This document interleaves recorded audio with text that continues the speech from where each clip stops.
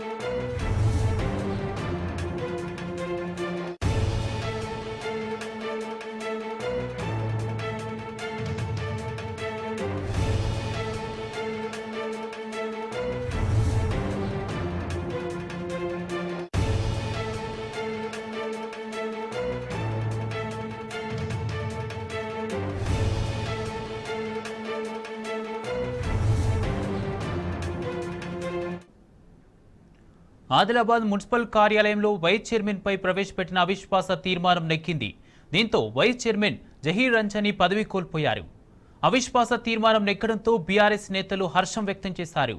Municipal కార్యాలయ సమీపంలో పటాకులు పేల్చారు. విపక్షాలు ప్రవేశపెట్టిన అవిశ్వాస తీర్మానం నెక్కడంతో కాంగ్రెస్ పరువు పోయింది. ఆల్ పార్టీ కౌన్సిలర్ మద్దతు ఇచ్చారు. వాళ్ళందరి సహాయ సహకారాలతో ఇప్పుడు నెగ్గినాం కాబట్టి అందరికి కూడా ప్రత్యేక ధన్యవాదాలు తెలియపరుస్తా ఉన్నాం.